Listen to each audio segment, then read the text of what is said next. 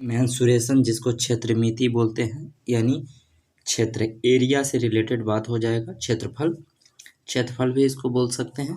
Area क्या होता है? The measurement of the region enclose by a plane figure is called its area. कहने का मतलब है कोई भी प्लेन फिगर होगा उसका इनक्लोज होगा, यानी बाउंड्री लेंथ से सारा क्या है फुलफिल होगा। कोई भी फिगर हो जो इनक्लोज होगा, यानी एक जगह से शुरू और उसी जगह से ख़त्म, यानी क्लोज बंद होगा, तो उसका एरिया हम निकाल सकते हैं। दूसरा होता है पेरीमीटर।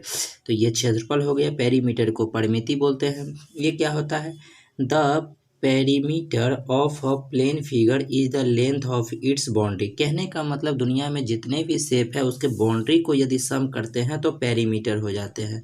एरिया का जो एक यूनिट होता है वो स्क्वायर यूनिट होगा, जैसे for example centimetre square, metre square, decametre, जो भी पूछेगा उसको मीटर स्क्वायर में कर देना है।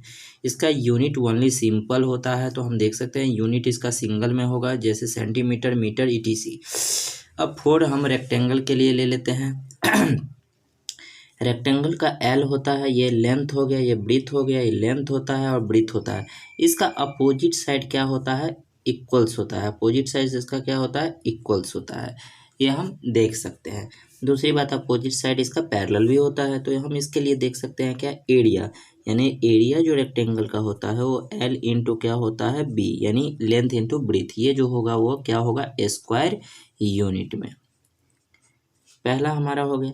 दूसरा पॉइंट्स होता है क्या? जब एरिया दिया रहे और लेंथ पूछा जाता है तो लेंथ होता है क्या? एरिया अपॉन बाय ब्रीथ, ये यूनिट में होगा। और दूसरा ब्रीथ को हम देख सकते हैं कि यानी चौड़ाई को हम जब निकालते हैं तब क्या होगा? तो चौड़ाई हमारा कितना होगा? तो चौड़ाई को निकालने के लिए हम b equal to length upon by क्या होता है? Sorry, area upon by length देख सकते हैं। अब इसमें 4 पॉइंट्स हम देख सकते हैं। डायगोनल हम इसको बोलते हैं, यानी इसको हिंदी में विकर्ण बोलते हैं, इंग्लिश में इसको डायगोनल बोलते हैं। तो डायगोनल हमारा हो जाएगा diagonal equal to √L² plus B², और ये किस में होगा? यूनिट में। उसके बाद आता है पेरीमीटर। पेरीमीटर को P से डिनोट करते हैं, तो हमारा हो जाएगा क्या? Two into l plus b, 2 into l plus b, और ये किस में होगा? यूनिट में। तो ये हमारे क्या है? 5 फार्मूले हैं, तो हम इसको देख सकते हैं। अब हम देख लेते हैं स्क्वायर के लिए। इसको हिंदी में वर्ग बोलते हैं। इसका ऑल साइड क्या होता है? इक्वल्स होता है। अब इसमें भी क्या होते हैं? डायगोनल्स होते हैं, जिसको डी से डिनोट करते हैं।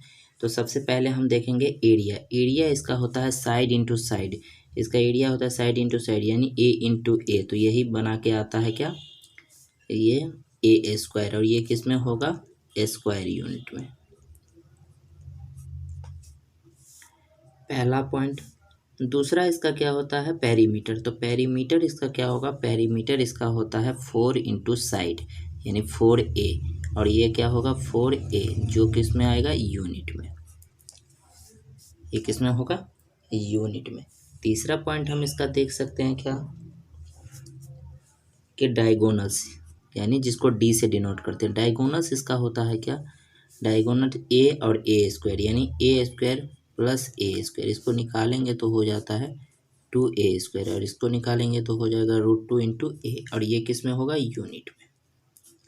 ये पाइथागोरस थ्योरम से निकल रहा है, क्योंकि इस पे सारे क्या होते हैं? 90 डिग्री, और ये दिख रहा है क्या? ये H है, तो H का फार्मूला लगा दिए। H का फार्मूला होता है √P² प्लस B। इसका P हमारा A है और B भी हमारा A है, उस पर भी हम निकाल सकते हैं, डायरेक्ट इसको याद भी कर सकते हैं।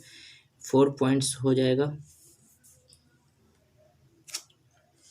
कि जब भी हमारा डायगोनल्स दिया हो तब एरिया के लिए हमारा फार्मूला बनता है क्या? 1/2 इंटू डायगोनल का स्क्वायर, और ये किस में होगा? स्क्वायर यूनिट में। डायगोनल्स हो गया, साइड हो गया। हाँ, कभी कभी क्या होता है कि एरिया दे दिए, एरिया गिवन कर दे, तब साइड पूछता है, तो साइड इक्वल टू हो जाता है, साइड मतलब ए इक्वल टू हो जाता है रूट अंडर एरिया, और ये किस में निकलेगा, यूनिट में। तो इसमें भी 5 फार्मूले होते हैं जो हम देख लिए। अब नेक्स्ट देख लेते हैं 4 वॉल्स के लिए, हमारा कितना होगा 4 वॉल्स के लिए। तो हम इसको लिख सकते हैं क्या, area of 4 walls of a room. इसके लिए हमारा होता है 2 into l plus b into h, और ये किस में होगा, स्क्वायर यूनिट में। नेक्स्ट हम देख सकते हैं क्या, 4 एरिया ऑफ 4 वॉल्स के लिए हो गया। दूसरा ये पहला पॉइंट हो गया। दूसरा पॉइंट हम देख सकते हैं क्या, कि डायगोनल्स ऑफ रूम, यानी डायगोनल्स ऑफ द रूम। इसके लिए हमारा क्या होगा, तो इसमें लेंथ ब्रीथ हाइट होता है, तो root under l square plus b square plus h square, और ये किस में होता है, यूनिट में होता है। ये हम देख सकते हैं। डिनोटेड कर देते हैं कि बहुत बच्चे को ये कन्फ्यूजन हो रहा होगा कि यहाँ पे डिनोटेड कर देते हैं कि P बराबर पेरीमीटर होता है,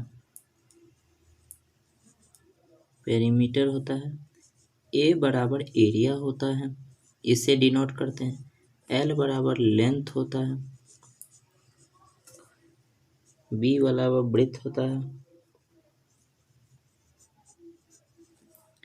H बराबर height, D equal to diagonal,